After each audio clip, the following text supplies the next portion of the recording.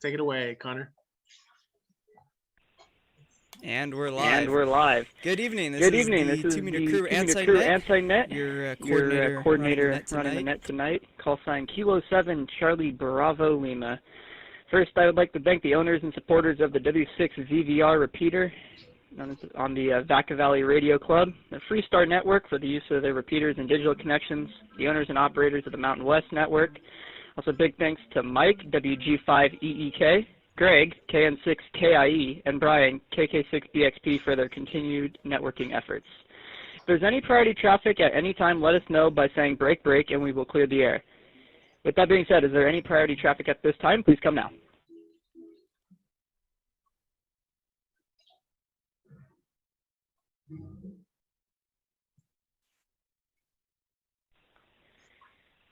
All right, hearing none. The 2 Meter Crew is not an actual club. We're just a group of hams that...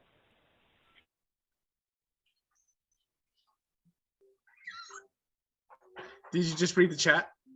Yeah, he cut. Hey, Connor, All right, you cut sorry out. about that. There you go. All right, 3, 2, 1. Kill your audio, Nick. I can hear myself. Take it from the top. All right, we're going to try that again. I swear. Some, You're still muted, difficulties on our end here. The 2 Meter Crew Anti-Net I got nothing. is not an actual club. We're just a group of hams that are learning and enjoying all things ham related. There are no dues or fees to be a 2 Meter Crew member. For more information, visit our website at 2metercrew.net. Again, 2 metercrew.net. And don't forget to join our Discord group. The link to that will be in the YouTube description of the live feed that's currently on YouTube. This is an open net, and everybody is welcome. And feel free to join in. We meet every night on Wednesdays at 8 p.m. Pacific time, which is 3 a.m. UTC on the W6 VVR repeater, which is on 145.470, the negative offset of 600 kilohertz and a PL of 127.3. Break.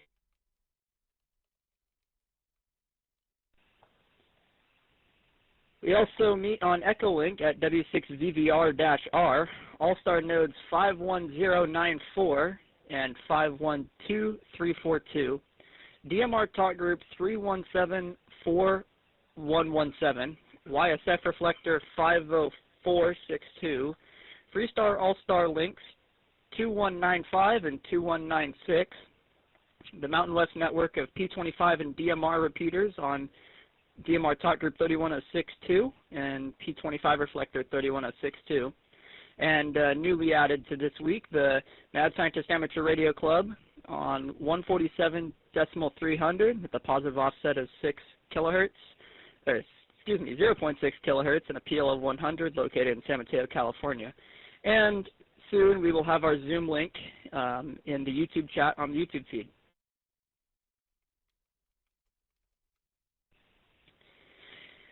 The Anti-Net is also being live streamed on YouTube, as mentioned before, at Northwest Ham Shack. Again, we are live on YouTube at Northwest Ham Shack. Make sure to drop a like if you like what we're doing, and subscribe to the channel and hit the notification bell so you can be notified when we go live.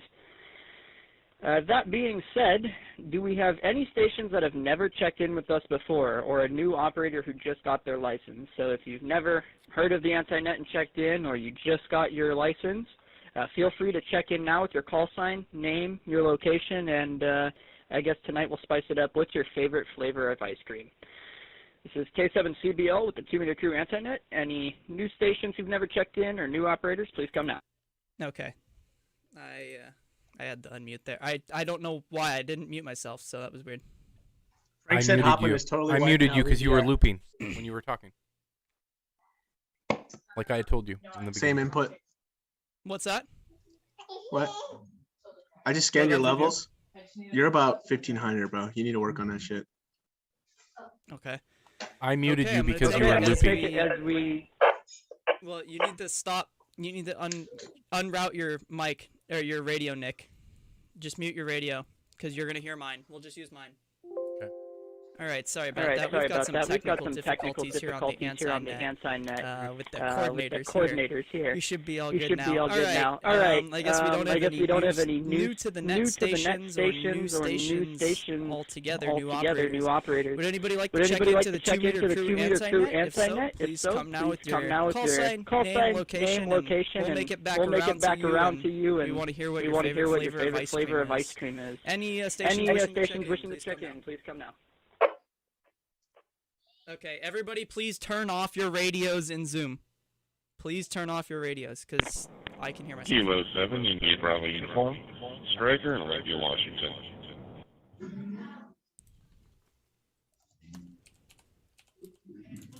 IBU. All right. Net recognizes K7 IBU. And Washington, what's your favorite flavor of ice cream? How you doing, Striker? I know it's such a stereotypical question for a net control operator to ask, but I didn't have anything else coming off the top of my head.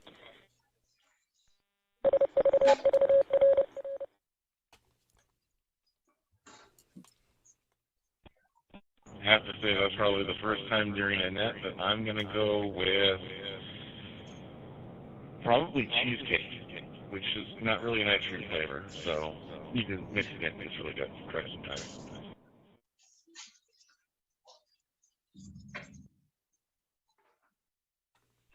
Interesting choice. I don't think I've heard that one before, but yeah, net recognizes cheesecake. There we go. All right. Any other stations wishing to check into the 2 meter crew anti-net? Please come now. Over to L.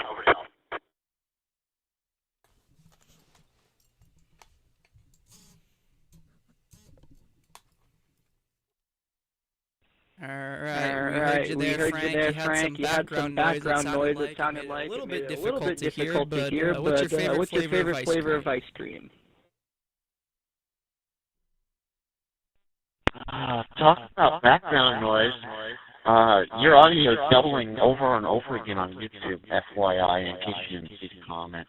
My favorite ice cream? Cookies and cream. Or something peanut butter and chocolate. I love peanut butter and chocolate. Oh, I know what it is. Disconnect your IAX, Nick. Just disconnect it entirely. That way you don't have a heterodyning receiver. All right, I think we might have found the root of the problem on the YouTube side. It's all Got you with your... Yeah, it's all my fault, per Nick there. So, yeah, net recognizes your flavor of ice cream. All right, we will, let's see if we have any other people. We're just going to do a big roundup, and then we'll come back to anybody else who checked in. We got a little log going. Anybody want to check in? Please come now. This is Kilo 7, Charlie Bravo Lima with the 2 meter crew anti-net.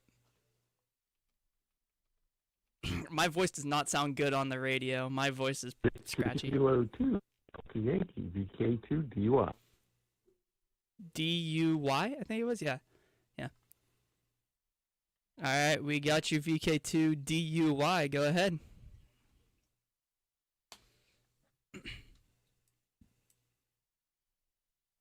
Yes, good afternoon. Kilo 2 Delta Yankee. There's no U in it. Although I am in it. Anyway, 23 degrees Celsius. I'm going to have to say mango. There's an ice cream store right near me that sells a really delicious mango flavored ice cream. So that's going to be my answer. VK2DY. Oh, man. All right, he's got me. He's got the mango ice cream. I love the mango ice cream. There's a place around here that puts actual, mango slices or, chunks in the ice cream. It's actually really good. Although I don't eat a lot of ice cream, but it's really good. All right, anybody else that wishes to check into the 2 meter crew anti-net, please come now. Any stations.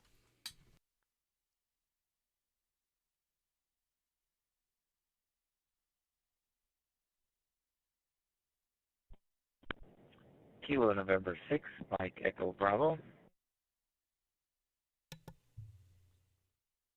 Mike Echo Bravo. What's your favorite flavor of ice cream? Let's hear it.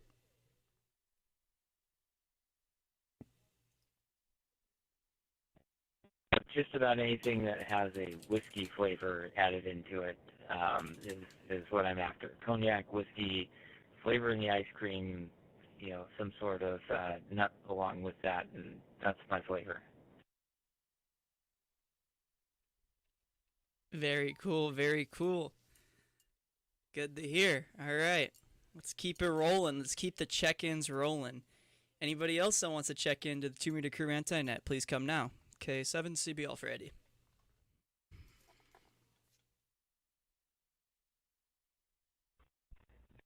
Five JHN. JHN. That's all I caught. Whiskey 5 JHN. Okay, I think it was Whiskey 5 JHN. What's your favorite flavor of ice cream? Please come now. I know, I sound dead.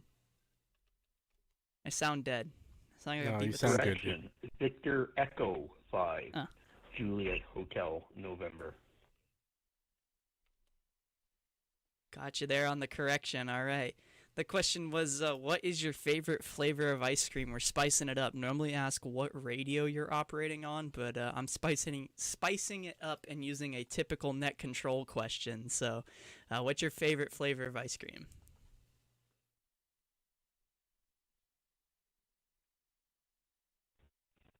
Chocolate chip cookie dough, all the way. All right. Well, we got Mr. Nick KN6DAL here in Zoom raising his hand up, saying that's his favorite too. I guess. Yep. There Winner, it is. winner. Yep. All right. Anybody else that wants to check in, please come now.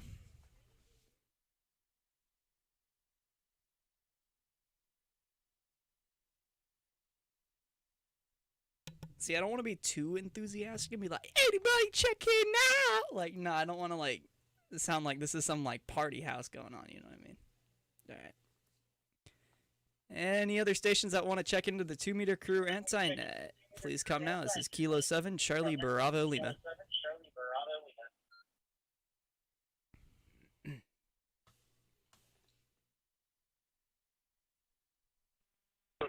Charlie Bravo Lima. This is November 6, Echo Tango Romeo. Dan, how's it going? What's up? What's your favorite ice cream? Oh, favorite ice cream. Let's see. Right now I'm enjoying a good old-fashioned vanilla with chocolate syrup from Sullivan. Yeah, but honestly, moose tracks. If I can find moose tracks, I apologize for missing the meeting tonight. I have COVID symptoms, but absolutely no way of obtaining a test. Oh, well, we hope you feel better. No one likes those symptoms. That's for sure. Especially when you lose taste. That kind of sucks. All right. Anybody else that wants to check into the 2 Meter Crew Anti-Net, please come now.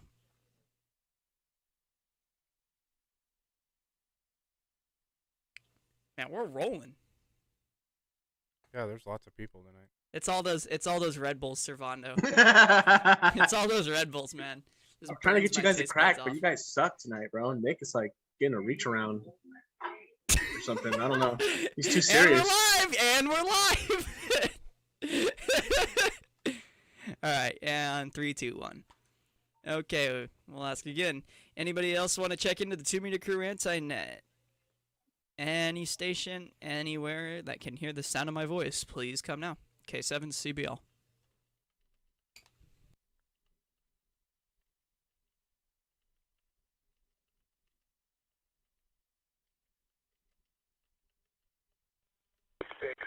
SR Victor.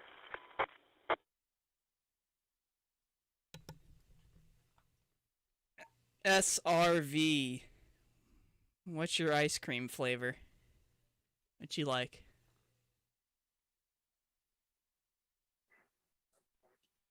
That's a hard one. You know, diabetes makes it hard, but I'm going to have to go with Mexican mocha. Yeah, I really like that bow fang that you're talking on. It looks really good. It's a really nice bow fang. Gotcha on your favorite flavor of ice cream there. Any other stations that want to check in to the 2 Meter Crew Anti-Net, please come now. God damn it, Servando! We're all laughs here at the Anti-Net. Someone has to keep it alive. Peppy. I love how every time I make another round, somebody comes back, so I guess that's the strat. Frank, what's up? David, what's up? All right, Are we I'm gonna live? get on the air. Yeah, I'm trying to get on the air, Servando. God. No, I'm kidding. All right, we'll take another round here. We'll take 2 more rounds if we don't hear anything. Is there anybody that wants to check into the 2 Meter Crew Anti-Net? Please come now. God, Servando, we're live on the air, and I can't believe you. I'm kidding. Number 6, Echo Foxtrot Romeo.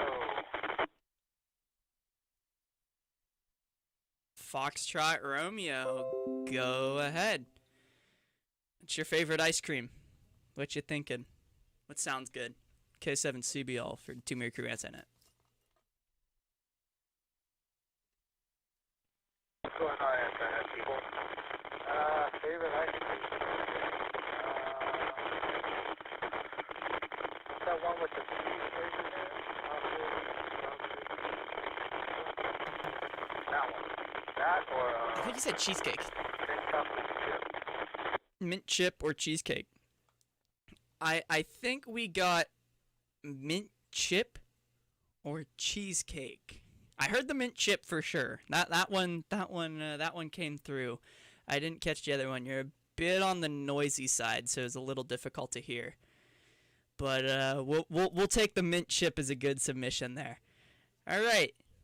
Any other stations wishing to check in, please come now.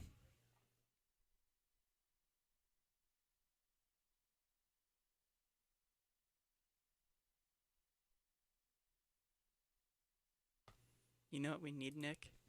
We need cricket music, but we got flagged for it last time. And got We need troubled by YouTube. lives. We need lives. Who trademarks cricket? What? That was it. Yeah. So we're gonna get flagged now. We're getting trademarked. We're getting trademarked right now. Claimed. Who's trademark? Who has Somebody that? owns that song, and it's All right, not hold on. us. I'm gonna ask one more apparently. time. It's not us. We don't own it. But we just. All don't right, care. one more time. Anybody wishing to check into the 2 Meter Crew Anti-Net, please come now. This is your net control, Kilo 7, Charlie Bravo Lima, San Mateo, California.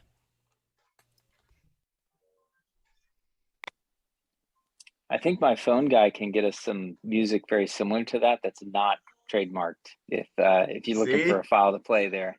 There you go, David. Coming in clutch.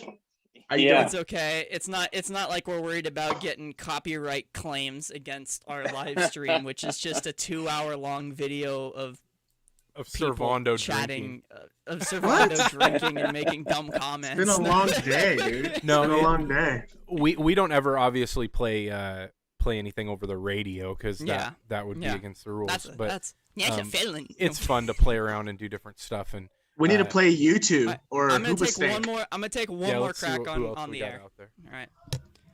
All right. This is last call for any on-air contacts. Anybody on the air that can hear my voice, wishing to check into this week's 2 Meter Crew Anti-Net, please come now. Jesus, Frank Christ.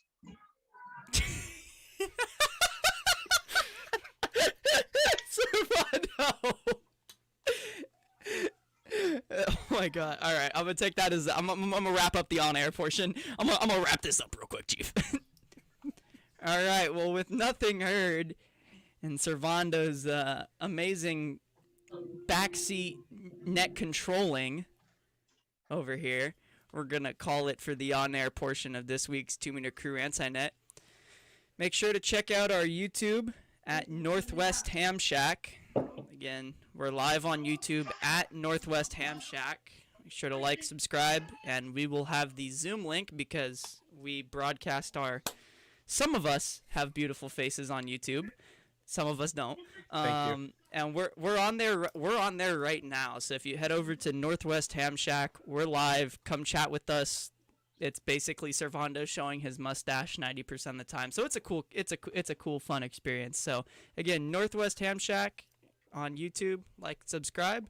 Hope everybody has a safe and good rest of their week. And 7-3s until next week. This is your net control, Kilo 7, Charlie Bravo Lima with a 2-meter anti-net, signing off. 7-3s. Watch somebody like slide in last second. Just. No, we're not that lucky. No, it happens all the time. Let me in. Let me check in. You know what's super funny, Servando? So I was looking through all of our I forget what I was doing. For some reason, I went into YouTube Studio and I started looking at all of our videos, and like Analytics. 5 or 6 of them had copyrights on them. And so what that is somebody said the music on this or something, the content on this video belongs to us, and so AI. YouTube said that we weren't allowed to monetize off of it, and we don't monetize anyway, right? And so we didn't care. But I started looking into it deeper, and you can only figure out what it is on an actual computer. You can't check it on your phone or anything like that. So I finally get to a computer, and I check it out, and it's that song that Connor played. and then the intro song. So he did a couple of streams where he put the stream together for us, and the intro song, for whatever reason, has got a copyright attached to it. And Which, hold on, let me put a note on that. Those are no copyright lo-fi songs. So I find that one actually kind of interesting, as that is no copyright music. So it's not according someone, to YouTube. It's not someone complaining. It's YouTube algorithm saying like, "Yo, this is copyright." They have AI. They have AI that can sniff that out. It typically happens within 24 hours of your video going live. Yeah. It's super annoying because like it does hitch on no copyright things, and for people who actually try to like people who make their living off of YouTube, I would say a good week after they post a video, if they have any music in it, even if it's no copyright, they most of the time are spending their hours just sitting there trying to clear all the copyright claims so that they can actually make their money. So do they have to take the video down and repost it? No. There's a way to dispute it.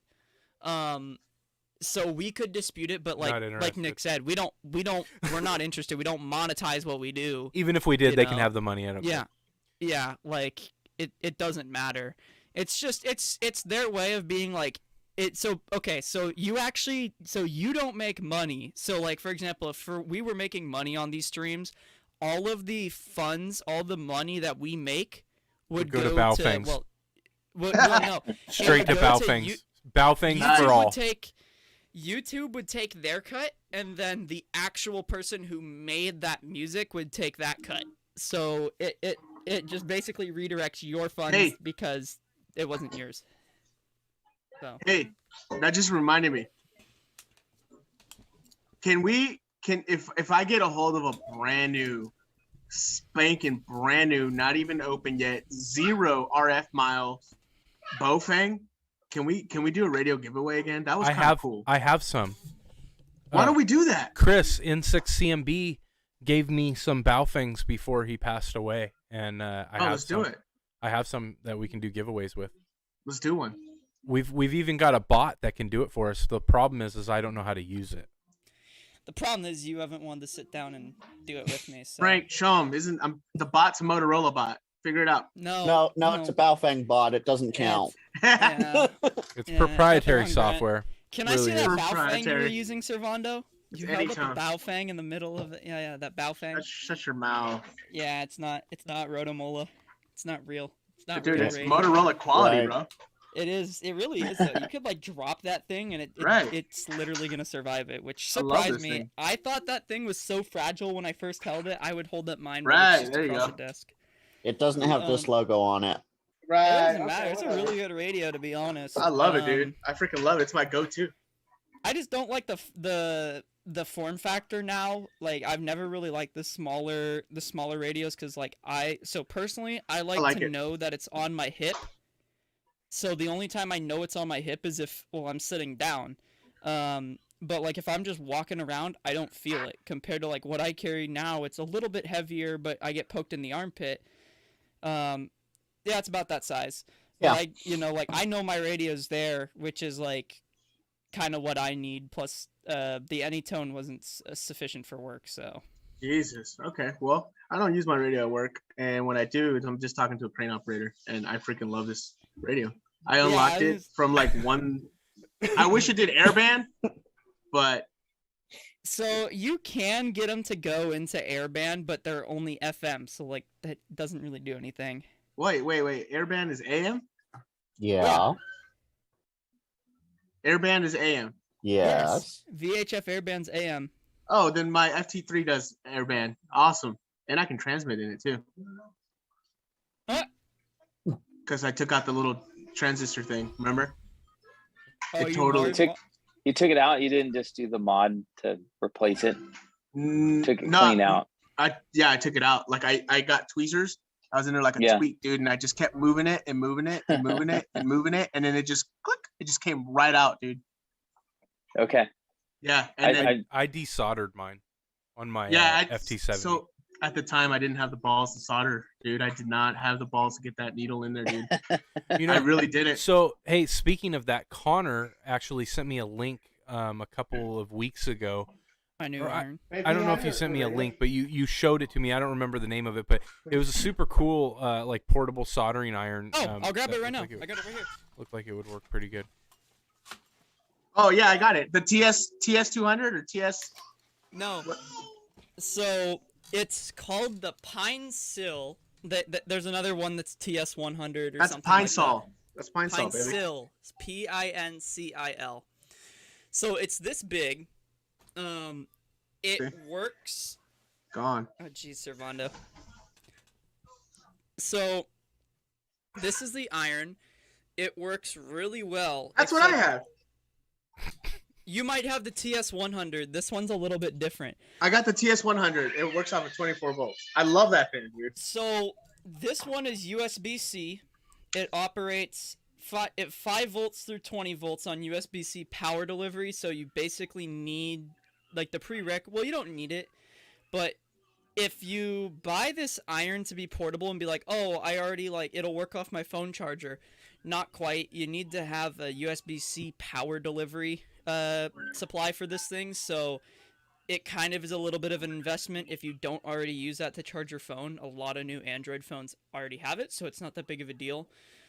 It does have a barrel connector on it to run it off of like one of those 15-volt 2-amp laptop power supplies. But I absolutely love this thing. Yeah, that thing is dope, dude. I use this now, honestly, more than my soldering station. The only time I bust out the soldering station is if I'm doing anything above 10 gauge wire. Anything bigger than 10 gauge wire, because this will do 10 gauge wire, like if you need to solder it to something. But for the majority of it, of what I do, this thing's great.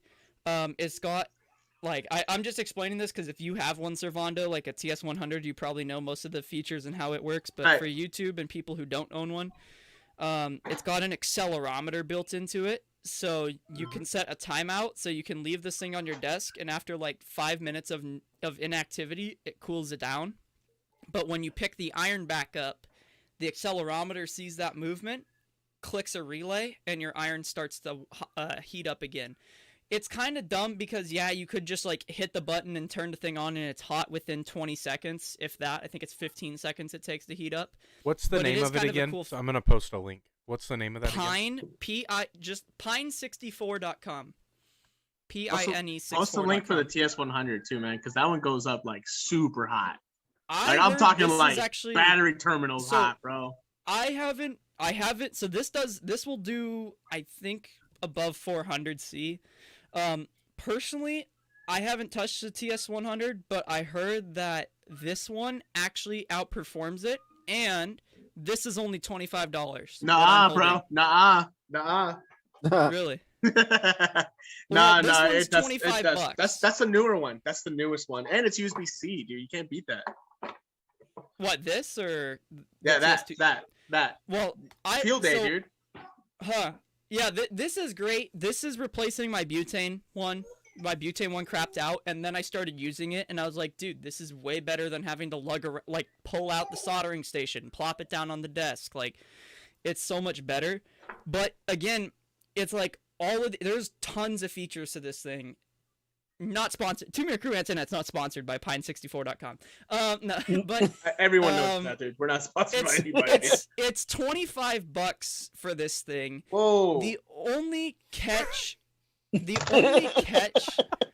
this, what happened? Oh, did his kid Dookie. Yep.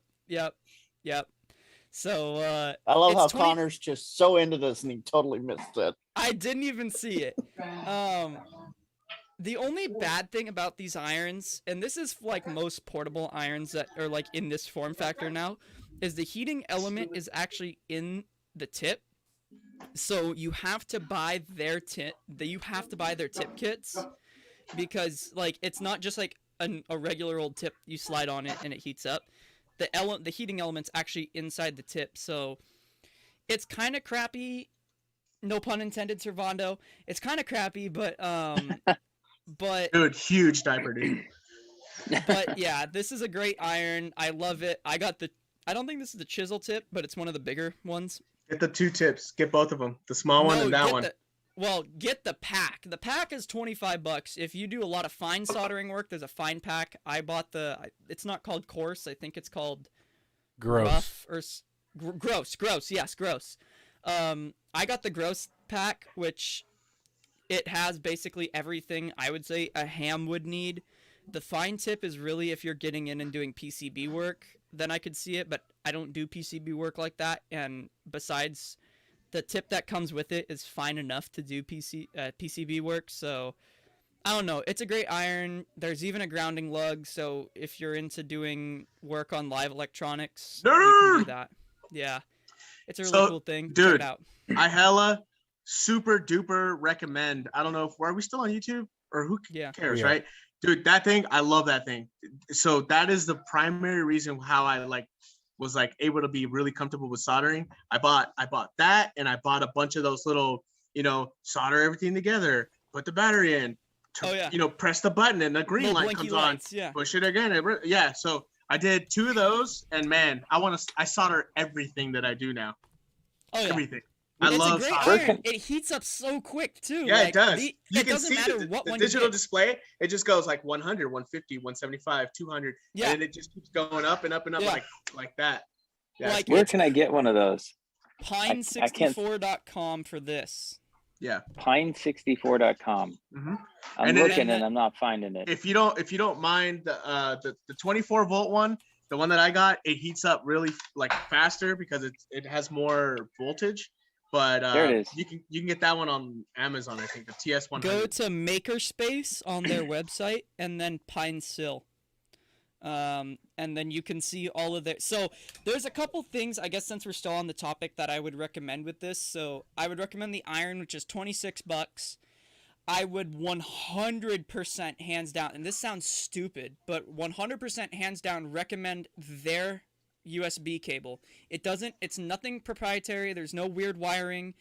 It's just that they coat their cable in silicone instead of PVC. So the cable's so easy to move, because PVC, it'll stay kind of bent in its way. Silicone is just always, dude, I've only bought their cable. I literally use their cables for other stuff because they just make nice cables. I think everybody already has some type of sponge pad or something, but they make a portable mini sponge pad stand thing for $1. I don't see where you can get just their cable, but dude, the silicone cable is a must, dude. Here, I'm gonna put it in chat, Nick, in Zoom chat if you want to post that one. The silicone cable, yes. Now, another thing really cool about this whole device right here is if your casing breaks over time, probably it'll break from heat or you drop it or whatever. For literally $6, you can buy a new housing and completely replace it, and you could get it in black with a blue band, red with a red band, and personally, if mine breaks, I'm gonna get the transparent with the transparent band, and have my iron transparent. And then their tip kits are $25 for four pack of various tips. And like I said, the gross one is the best one in my opinion. The bigger one, it seems like it has a pretty. The fine one is tiny. Yes, that's the what gross I was saying. one It's is like like PCB normally stuff. the normal soldering points you'd get. Looks like gross is out of stock. Is that what everybody's seeing? Yes, it is out of stock. That's sad. But they restocked for sure because I just got this. So the only thing I didn't like is the ship time, but I understand why, and I'm actually surprised. So it comes from China, right? It's a Chinese company, but for a Chinese product that now I've used a lot of, I'm honestly impressed because most soldering irons, even soldering stations that come out of China, they don't really get good reviews unless you go with like a Weller, who's another big player. Weller. Weller. Does it ship? And Weller. Does it ship from China or does it ship from America? Yeah, it Mine did. ships from China. It Yeah. ships from China. It takes about a month to get there, but I So Pine personally, 64 is like Banggood, basically. No, Pine 64 is a company. It's their own company, and then the Pine Sill is there. Oh, that was Bangkok. a joke. Yeah. But it looks like everything's out of stock. Is it actually? That's how good it is.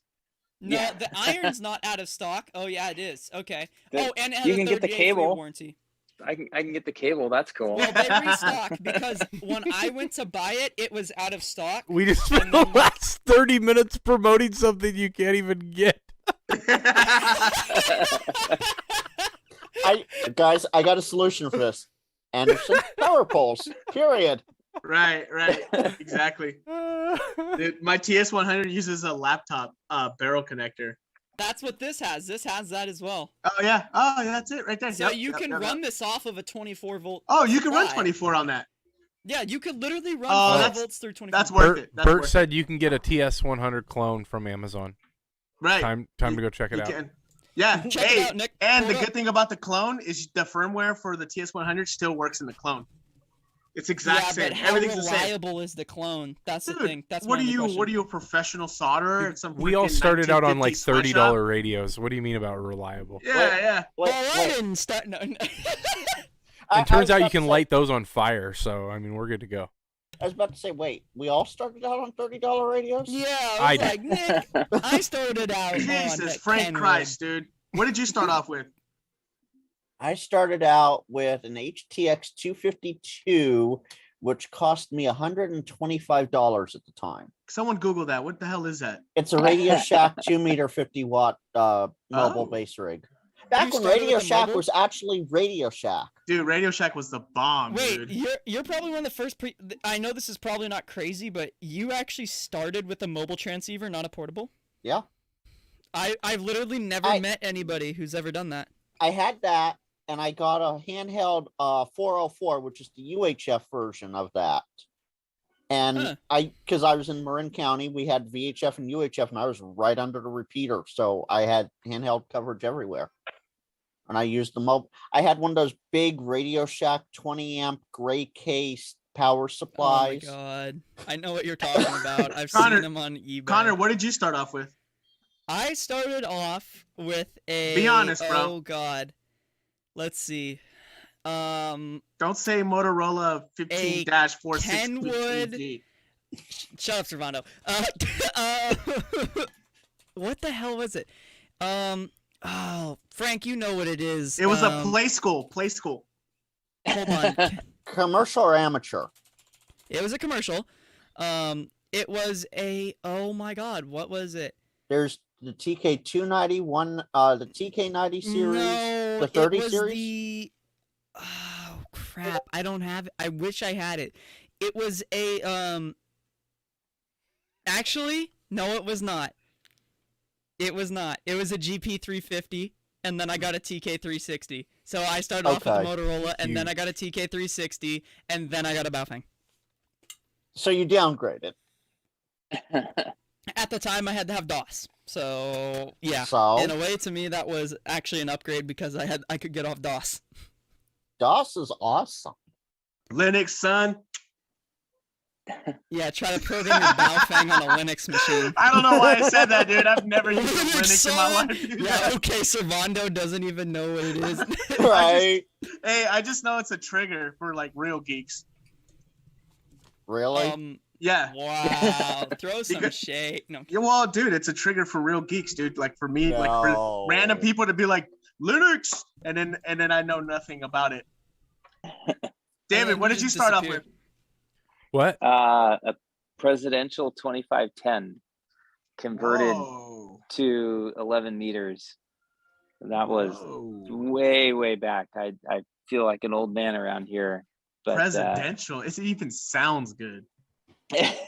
yeah, funny thing is I still have it, and Nice. Don't ever get rid of it. It's clean as hell. I've got a 350 watt amp that goes with it. That's right. And That's right. I'm about to fire it up and see what it'll do. Dude, I hear 11 meters is doing pretty good right now. That's that's what I hear. Yeah. So it'd be interesting to see what it can do. I've got all the parts and pieces to make it work again. It hasn't been turned on in over 20 years. Ooh. Make sure you use air duster on it before you try turning it on. What does that mean? What does that mean, Frank? Can of air. And yeah, Oh, to open it up, clean it out. he doesn't have to worry about caps and stuff. Shouldn't is be that- too bad. No. I mean, obviously check for leaky caps, but 20 years, huh? It should still be good. I haven't opened it up, but it's been in a clean plastic box, in a clean space. Oh, You know, okay. fairly temperature controlled, so it hasn't gotten hot, it hasn't gotten cold. It'd be wasn't interesting to see. It wasn't at a U-Haul or a store or a storage place and gone No. through like 4 auctions. No, no. My original rig, you know, I've made contacts from Northern California here to Tennessee and Nice. Texas and Hell yeah. all over California, and used to mess with people around town like a fiend. Right. That's where I got my start. Hell yeah, dude. That's awesome. So what have you got any new PAM related stuff going on, David? Yeah, I was so disappointed last week when the net was canceled. I had a bunch of new stuff to talk about, and everything is here in boxes. Well, I take that back. The antenna's not here yet, and there's a few little odds and ends that I've had to follow up an order that I didn't realize. But the 99 1A arrived the other day, so Nice. bring the hate. I know there's fans and not. That's everything, man. That's awesome, dude. You're gonna love that thing. That's cool. 'Cause I got that I radio re- sitting right in front of me, dude. I love it. Yeah, I remember. Remember Nick when we were talking to David and we were like, "Yeah, you need the 991. Like he needs the Shack in a Box. Like if there was ever anyone who needed a Shack in a Box, it's you." Yeah. I'm super excited about that. I'm kind of flipping through the manual right now. Are you on our I've ordered- Discord, David? I am, but I don't know how it works. What's your I'm in call there, sign? and I kind of poke around a little bit, but I'm pretty lost. What's your call sign on there, or what are you listed as? What's your alias? Your I'll look. alias. It's K&6 MEB dash Dave. Yes, that's it. So I ended up breaking. I've been shopping for antennas for probably a year now, and I finally folded and went with the buddy pole system. Oh, nice. Despite, you know, I looked at a bunch of other systems and bunch of other options, and for everything that I have, when I started adding up different options, it's like I'm coming up to an equal price point when I start throwing in all the parts and pieces. Right. And so I just kind of pulled the trigger on that. Had to reach out to Buddy Pole because I ordered it over a week ago, and I haven't seen anything from them. They Any confirmed my movement? order and then just radio silence. And so I called up to him yesterday, and Chris picks up the phone. Hey, what can I do? And, you know, I kind of talked to him about what was going on, had him throw in a couple extra pieces that I forgot to order. So I can run it as a dipole or as a vertical. Gave me a lot of options and got it sent out yesterday. So it should be here tomorrow. Nice. I'm excited Dude, about that. And it's a turnkey setup, dude, and you're gonna have fun figuring it out and testing your SWR, and it's like, oh, dude, you're gonna have so much fun, man. You're gonna love HF. I'm really looking forward to it. It's more back to kind of where I started comparatively, and that system, it's got the most pieces. Everything is well built. Right. There's a friend of mine here in town that's a ham that, that's his go-to that he uses. And so he's got some little tricks and tips about using it for several years, about, how to make it work well in different situations. And I threw in a couple other parts. So in a lot of cases, I can not run it as a compromised antenna, but I've got the full length capability for certain bands. So I'm excited, and it gives me a lot of flexibility for different remote operations. I can throw it up in the backyard right now while I'm working on my ham shack and my tower and everything else. And I can pack it up and take it with me and get on a mountaintop somewhere and set up and operate as well. So I'm looking forward to it. That's what you want, man. That's awesome. That's super cool. Give Derek a run for his money on the mountaintops. It's gonna be hard, man. That Derek, he's sneaky, man. Right? Yeah. You see his latest? Yeah. I did. My wife was in it. I want to get up to it's Mount Patterson, I think. Mount Patterson. Yeah. Patterson. It's I don't know why I just did that. I've been nearly to the top before. We couldn't get up there because of snow drifts. And, snap! Yeah, it looks good. Being super sketchy, and I was alone with my son. There was just no one else around. 12,000 feet, damn near. Yeah, it's Dude, up there. You're gonna talk to God up there, man. It's amazingly beautiful and just it's fun country, but. When I went through the first snowdrift and got to the second snowdrift, which was a lot bigger and a lot more sketchy, and it was just like, there's no good way out of this. If something goes wrong, it goes really wrong. And but that's my goal for this year, is to get to the top of that thing and hell yeah, explore and have some fun. And you better let us know, dude. You better let us know when you're planning on doing that, man, because I know a lot of people here will be for sure. I'll turn my radio on for that one. Hell yeah. Yeah.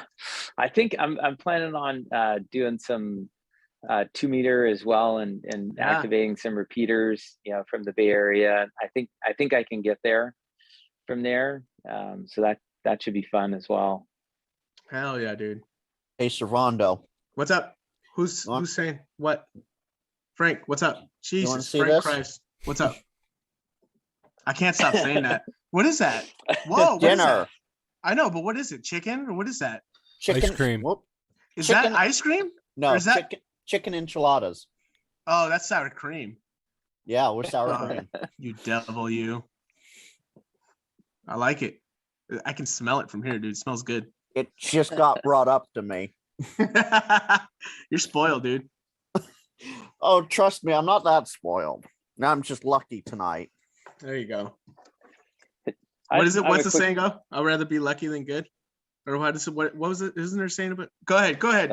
That's it. That's the saying. I have a quick question. I have a quick question about repeaters. We've talked about this briefly in the past, but is there any way? I'm still struggling trying to figure out a way to program repeaters while I'm traveling and finding connecting repeaters and planning repeaters along my route that makes sense. My mobile rig, that FTM 400, I wish they would take the brains of the 5D or the 3D and put it in the 400. Oh, this thing? Yeah. Yeah. Yeah. The organization of the banks and how you can separate things out, and the more channels, it just is so much smarter than the way that they do it in the 400. Like, what gives? maybe there's I was just down, we drove down to Paso Robles, my son and I, this last weekend. And, once I kind of got out of the Bay Area, it was like, I just turned the radio off. I mean, there's a little bit of, 5.2 going, but I just ended up turning it off because there was nothing else that I didn't have it programmed for any other repeaters in those areas. And I just didn't have enough time to plan ahead for the trip. So I don't know if there's any secrets or if I'm doing something I don't know wrong much about that, about the 400 as far as programming. You would know, Servando, but how hard is it to program a channel on the fly once you've identified traffic? So the trick, what I figured out, and I think Jason told me this, K6FAK, he was riding with me. He's like, dude, what are you doing? You need to do this. And you can put the stuff that you want. So if you want to program repeaters like quicker, you got to put like the squelch, the tone, all that stuff like as quick presets on the bottom.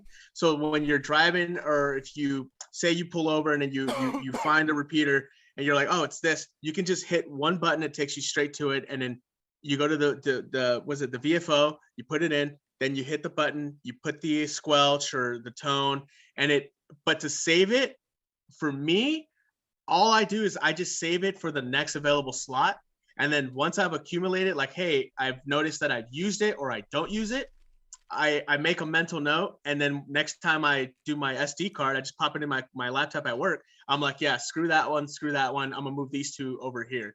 That's how I do it. There's no real, if you're trying to do banks and stuff in the 400, it's kind of hard. Now, David, I don't know much about the 400. That's a Servando thing. I'm a Motorola Kenwood commercial side of things. I'm sorry, but yeah, I'm sure you are. I love my radios. Yes, I just reached over and pat them. Anyway, as far as organization goes, I put everything in the North Bay in one zone. Or not in the North Bay, the Bay Area is one zone. Sacramento area is another zone. South Bay, like Monterey, Salinas is a third zone. LA is another zone. Barstow, because I go out there, is another zone. Klamath, Reno. Each regional area has its own zone full of channels. This thing does zones. Yeah. Of I got different repeaters. so many frequencies programmed in that radio. It's crazy. Striker, what do you got for us? What are you up to? Oh, Striker? just for first radio, I started off with a Kenwood THG71A. It was a handheld, and I got it off of eBay for $40. Nice. What do you got? You got any tips for programming stuff? How easy is it to program?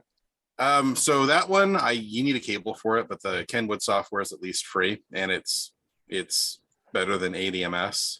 For the 400, same troubles you guys are having. It's just kind of a single bank. You just fill up the memory slots as you go. Yeah, the next available, and then I do like how they have really the easy VFO to memory option, but like you were saying, Servando, you have to program in your tone, what type of tone squelch you're using, all of that in beforehand before you plug it into memory. Right. The one thing I do like is when you save it and next time you go into the VFO, it starts over. It doesn't memorize. That would have been a pain if you had to go back and reset it every time. But yeah, I mean, other than that, the 400 is pretty cool, man. Like David, you gotta admit the 400 is pretty cool. Now I wish they do the same. No, go for it. It's a great radio, and I really do love it. It's pretty cool, and I've had a good time with my buddy here in town. Sending pictures back and forth, and doing some of the other things with the digital capabilities of it. When I took my trip to Texas and back, I actually set up different SIM cards for each area I was going to drive through. So I set up one for I-5 south through California with all the repeaters that I could find, and I set up one for Arizona and New Mexico and Texas, and then I would just, as I crossed over the regional line, I would just swap the SIM card, flash the radio again, and then it would be in the next area. So that it seems to be a pretty good way to do things. And I mean, they're just little 8 gig mini USB or whatever those things are that micro SD. Yeah, the Yeah. micro SD cards. I mean, it's a pretty efficient way to do it. The problem was I missed some of the radio settings when I was building that program, and so I'd have to go through every time I flashed it and reset all the radio settings back to the way I wanted it. But then I'm also just still, even around here, I still find challenge with finding good repeaters that are, even every resource that I look at, they don't seem to be consistent with the repeaters that are available. And so I'm still kind of just struggling with finding repeaters that I want to program, repeaters that I want to ignore, DMR repeaters that just make noise in my radio that I can't hear, which annoy me, and trying to find, good source of information for repeaters that you want to program. I've got something for you. Do you? The other thing I've wanted to find and for more of my off-roading trips is coordinated repeaters that are linked. There's the Carla system, which is really big through kind of Nevada area and Eastern Sierras, as well as, this side as well, but where you can almost get a repeater every time, but organizing maybe those into a bank or, A band or B band, so that you always have that connected ability to reach out if there was, some sort of problem. Yeah. Don't ever use Carla except in extreme emergencies. Trust me. Yeah, those guys are pretty touchy, but it's still cool to have it though. And I get you, David, because when I put Carla in the radio, I think when I first had it on there, I think I had like Carla SAC, Carla SF, Carla SF UHF, Carla, and it was just, there was no way of separating it other than just like the names, right? And then you kind of had to remember like which one's local, which one's linked, right? Right. And so it's the same problem I think everyone has with the 400, but I will tell you the repeaters, you kind of have to just try them out, man, and then just see which one sticks. Because I got a comments on that. Go ahead, dude. So here's the thing with analog repeaters, it's difficult. So you would know. Repeater book is not accurate. I have to tell people this all the time. It's not accurate a lot of the time. So repeater book used to pull from the NARC database and a couple other databases, but they don't anymore. So repeater book is purely maintained by hams. So like when my repeater local one came up, I wouldn't put it on repeater book because I was like, I know a lot of people still look on repeater book. It's really cool. I wish it was up to date because you could literally drive anywhere, pull up the app, 50 miles, click what mode, what band, and you can see what's around you. That's really cool. Sad part, like I said, it's not up to date. Then there's like ones like NARC, for example. They have a database of repeaters. The problem is that there's repeaters on their website that say that they're coordinated, which you would think that they'd be on the air. Most of them you'll find aren't, and some of them don't list their PL tones. So really what you need to do is just kind of like, if you're just trying to go for like a home, like at home, I want to know what repeaters I can hit. Like that's what I do. Like I hate Carla. I hate Wind System. I hate all those large link networks, right? Like the multi-state, multi-region. I don't like that stuff because there's too many rules, too many police on them. The ham radio police are out there. Yeah, I said it on YouTube. I don't care. And they're out there. I'll openly say this. I had someone from Carla email me a nasty email on there because I keyed up on a DMR talk group that wasn't authorized by them. I don't like Carla. Guilty. Yeah, everybody gets those emails. If you say something that they disagree with, they email you. So it doesn't matter. Regardless, I have those repeaters programmed in for I'm not going to spell it out, but something hit the fan situation. I'm too tired. I have it in the radio, so if I need it, I need it. But what you got to do is you just got to go on repeater book, NARC. I don't even really know other good ones. I know Radio Reference has a ham section, whatever. Find the repeaters you you have in your area, try them out by like chatting for some time with people, see what the people are like if you like it, and then keep them programmed. And if you don't like them, either remove them or just leave them in there and put them at the bottom of the code plug so you don't ever go to it. So if you need it, it's there. But yeah, there's really no good database of repeaters. If you don't like the repeater, just commit your whole life to jamming it. Man, I'm sorry. We all know. I'm sorry. No, don't do that. Don't do that. The 2-meter crew anti-net does not condone jamming activities. And Connor, but, Sam Henry, Ida Tom. Yeah, exactly. But yeah, no, you gotta find a repeater you like.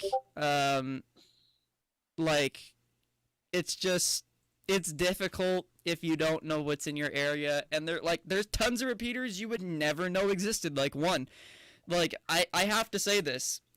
I didn't know the 3.3 K6POU. I didn't know that repeater existed until I looked on an SDR and saw it keyed up. And I was like, huh, what's this? And I clicked on it, and my SDR can decode PL, and it said PL 100. And I was like, okay, scroll to it on my radio, punch in the offset PL, keyed it up, and Jello, right?